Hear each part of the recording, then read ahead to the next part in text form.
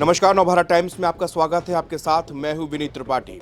Indian air force chief AP Singh का बड़ा बयान यहां पर सामने आया और पहली बार ये बड़ा बयान पाकिस्तान में हुए नुकसान के बारे में, ऑपरेशन सिंदूर के बाद में कई बार ये सवाल उठाए गए कि पाकिस्तान को कितना नुकसान पहुंचाया गया। एपी सिंह ने आज एक कार्यक्रम था जो कि बेंगलोर में एचएएल मैनेजमेंट अकादमी ऑडिटोरियम में air chief marshal LM Katre memorial lecture के 16वें सीजन को वो संबोधित कर रहे थे और इस दौरान उन्होंने बड़ा बयान दिया और ऑपरेशन सिंदूर के बारे में तफसील से जानकारी देते हुए बताया कि हमने पाकिस्तान के 5 फाइटर जेट वहां पर मार गिराए हैं। इंडियन आर्मी ने वहां पर ऑपरेशन सिंदूर के तहत 5 जेट जो पाकिस्तान के हैं उनको मार गिराया गया है और इसके बाद से सोशल मीडिया पे उनकी क्लिप जो है वो चल रही है, क्योंकि पहली बार इतने बड़े अधिकारी एयरफोर्स चीफ ने इस बात को बताया है कि हमने पाकिस्तान का कितना नुकसान किया। इससे पहले हमारे पास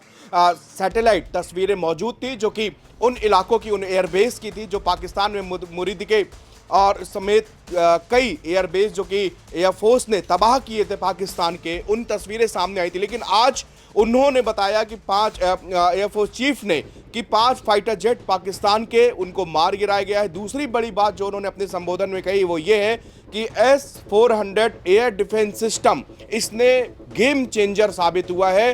भारत और पाकिस्तान के बीच जो क्लैश हुआ था उसमें सबसे बड़ा गेम चेंजर साबित हुआ S-400 एयर डिफेंस सिस्टम, जिसने पाकिस्तान के ग्लाइडेड मिसाइलों को यहां तक आने ही नहीं दिया और 300 किलोमीटर दूर उनको वहीं पर मार गिराया गया। उन्होंने कहा उनके पास जितने भी क्षमता थे उन्होंने अपनी पूरी क्षमता से हिंदुस्तान पर दुस्साहस करने की कोशिश की, लेकिन यहां पर S-400 ने एक ऐसी रणनीति के तहत हम लोगों ने उसको डिप्लॉय किया था और उसके बाद उसने शानदार अपने काम का प्रदर्शन किया और इसीलिए भारत को इससे कोई भी नुकसान नहीं पहुंचा। इसके अलावा उन्होंने बड़ी बात यहां पर एक और वही बताया कि सैटेलाइट तस्वीरों के साथ साथ वहां की पाकिस्तान की जो लोकल मीडिया है वो भी बता रही है कि किस किस एयरबेस में कितना नुकसान पहुंचा है। इसके अलावा उन्होंने कहा कि यहां पर आपको मैं एक बात बिल्कुल साफ कर देते हैं कि पाकिस्तान ने पुरजोर तरीके से कोशिश करी थी वहां पर कि भारत के ऑपरेशन सिंदूर के बाद में भारत को वो टारगेट कर रहे थे, लेकिन उनका कोई भी टारगेट यहां पर अचीव नहीं हुआ। जबकि हम लोग पूरी रणनीति के साथ थे,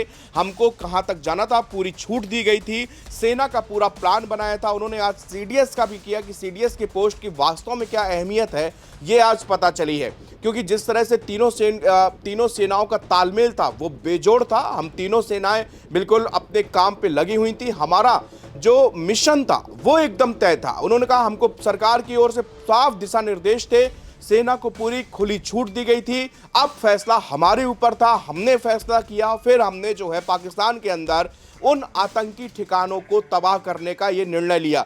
हमारे उधर पे ना कोई सिविलियन, एक भी पाकिस्तानी नागरिक वहां पर हमारे टारगेट पे नहीं थे। हमारा टारगेट जो था वो वहां के आतंकी कैंप थे और वो आतंकी थे जहां पर कि इस तरह से शिविर लगा के, कैंप चला करके और नौजवानों को पाकिस्तान गुमराह करके उनको वहां पर लाया जाता है, हिंदुस्तान के प्रति नफरत भरी जाती है, फिर वहां पर इनको तैयार करके फिदायीन बनाया जाता है और फिर सरहद पार करके हिंदुस्तान भेजे जाते हैं और फिर ये यहाँ पर आके खून खराबा आतंक फैलाते हैं। उनकी जो बड़ी बात है, मैं 4 पॉइंट में आपको बताना चाहूँगा। पहला उनका जो पॉइंट था वो था सेना को खुली छूट दी गई। उन्होंने बताया कि सफलता का सबसे एक बड़ा कारण था वो था राजनीतिक इच्छा शक्ति का होना। हमें बहुत स्पष्ट निर्देश मिल चुके थे, सेना को फ्री हैंड कर दिया गया था, सेना अपने फैसले खुद बनाएगा, उस पर अमल करेगा, ये सारा हम लोगों का एक ऑपरेशन था। तो दूसरी बड़ी बात उन्होंने कहा कि 90 घंटे की जो जंग रही उसमें पाकिस्तान को घुटने टेकने पड़े। उन्होंने एक बड़ी बात की, अगर ये पाकिस्तान इस समय घुटने नहीं टेकता तो उसको इसकी बहुत भारी कीमत चुकानी पड़ी जो आप सोच भी नहीं सकते। मतलब हमारी फोर्सेस पूरी तैयार बैठी थी कि अगर पाकिस्तान इस तरह की हरकत पे आगे बढ़ता है या फिर इसी तरह के गोलीबारी जारी रखता है या फिर भारत पर हमला करने की सोचता है तो फिर हमारी फोर्सेस के पास प्लान बी और सी भी था। मतलब पाकिस्तान को इसकी बहुत बड़ी कीमत चुकानी पड़ सकती थी। आज एपी सिंह ने अपने संबोधन में कहा। उन्होंने तीसरी जो बात कही कि बालाकोट के भूत से छुटकारा पाया। उन्होंने कहा कि 2019 में जब बालाकोट में हमने एयर स्ट्राइक की थी तो उसके सबूत नहीं जुटा पाए थे।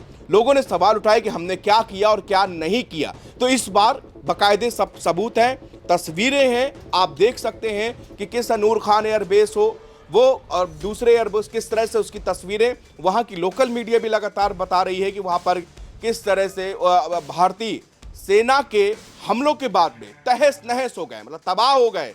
पूरे रनवे, पूरे जो उनके एयरबेस थे वो इस हालत में पहुंच गए कि वहां पर कोई भी ऑपरेशंस नहीं किए जा सकते थे। भारतीय सेना ने उन सबों को तबाह कर दिया था पहले ही, शुरुआत में ही। लेकिन जो चौथी बड़ी बात उनका करीबियों ने कहा कि और मारना चाहिए था। इस युद्ध में लोग अपने अहंकार पर उतर आए। उनकी बात जो एपी सिंह बता रहे हैं, हमारे एयरफोर्स चीफ, उन्होंने कहा कि इस युद्ध में लोग अपने अहंकार पर उतर आए। एक बार जब हमने अपना लक्ष्य हासिल कर लिया तो हमें इसे रोकने के लिए सभी अवसर तलाशने चाहिए थे। मेरे कुछ करीबी लोगों ने कहा कि और मारना चाहिए था, लेकिन क्या युद्ध को जारी रखना सही होता? देश ने एक अच्छा निर्णय लिया। ये उन्होंने एक अपने उसमें बहुत बड़ी बात की, क्योंकि पार्लियामेंट का सेशन जो था उसमें ऑपरेशन सिंदूर पर चर्चा के दौरान बार बार विपक्षी ये सवाल उठा रहे थे कि आप अगर पाकिस्तान पनाह मांग रहा था तो आपने पनाह दी क्यों? आपने युद्ध रोका क्यों? आपको पीओके ले लेना चाहिए था। लेकिन इधर पे एयरफोर्स चीफ ने साफ किया कि हमारा एम कुछ और था, हमारा एम वो था ही नहीं। हमारा एम था, ऑपरेशन सिंदूर का मकसद था, जो पहलगाम के दरिंदे थे, ये जहां से आए थे, जिन कैंपों से आए थे, जहां से इन्होंने प्रशिक्षित हुए, उन कैंपों को हमें तबाह करना था। और हमने अपना बिल्कुल जो हमारा मिशन था वो हमारा सटीक था, एक्यूरेट था, 100% एक्यूरेसी के साथ में हमने उसको पा लिया था। और जो भी हमारे मिशन थे वो कंप्लीट हो गए थे। आप एक जब आपके मिशन कंप्लीट हो जाते तो वास्तु हमें युद्ध की तरफ आगे नहीं बढ़ना था। तो उन्होंने कहा कि जो युद्ध रोकने का, सीजफायर का जो फैसला हुआ वो बिल्कुल सही फैसला हुआ। और दोनों डीजीएमओ उन्होंने बताया कि जब भारत की मार पाकिस्तान किसी भी तरफ से झेल नहीं रहा था, और हमारे चाहे वो इंडियन आर्मी हो, चाहे वो एयरफोर्स हो, चाहे वो बीएसएफ हो, चाहे वो इंडियन नेवी हो, वो सब बिल्कुल कहे अलर्ट मोड पर थे। सिर्फ एक सिग्नेचर का एक साइन और एक बात, ये तीनों सेनाएं अपने 100% बिल्कुल तैयार बैठी थी कि अगर पाकिस्तान कुछ भी हिमाकत करता है तो चारों तरफ से पाकिस्तान को घेर लिया जाएगा और पाकिस्तान के बचने की नौबत वहां पर आने वाली है नहीं। लेकिन वो डीजीएमओ समझ गए, उन्होंने कॉल किया, एक मैसेज ड्रॉप किया और हिंदुस्तान के अधिकारियों से बातचीत की। डीजीएमओ लेवल की दोनों के बीच बातचीत हुई। बातचीत के बाद में ये तय किया गया और फिर दोनों देशों के बीच में ये सीज फायर का फैसला लिया गया। तो यहाँ पर Indian air force AP Singh chief है, जो उनके बड़े बयान से यहाँ पर पूरे हड़कंप मचाओ, पाकिस्तान तक हड़कंप मचाओ कि आज पहली बार ये बताया गया है कि पाकिस्तान का हमने कितना बड़ा नुकसान किया है और क्यों पाकिस्तान घुटने पर आया। पाकिस्तान पहले जब ऑपरेशन सिंदूर के बाद में दूसरे दिन पूरी चढ़त बढ़ाने की कोशिश कर रहा था, किसी भी तरह भारत को काबू किया जा सके, लेकिन उसने देखा कि वहां पर उसकी दाल गलने वाली नहीं है। यहां पर बार बार उन्होंने कई बार S-400 सिस्टम का नाम लिया, जो कि हमने हाल ही में उसको खरीदा है, और उन्होंने कहा उसने बेजोड़ काम किया है और उसकी वजह से पाकिस्तान की कोई भी ग्लाइडेड यहाँ मिसाइलें जो है वो हमारे एयर डिफेंस सिस्टम को भेद नहीं पाई और सफलतापूर्वक हमारा ऑपरेशन सिंदूर पूरी तरह से सफल रहा है।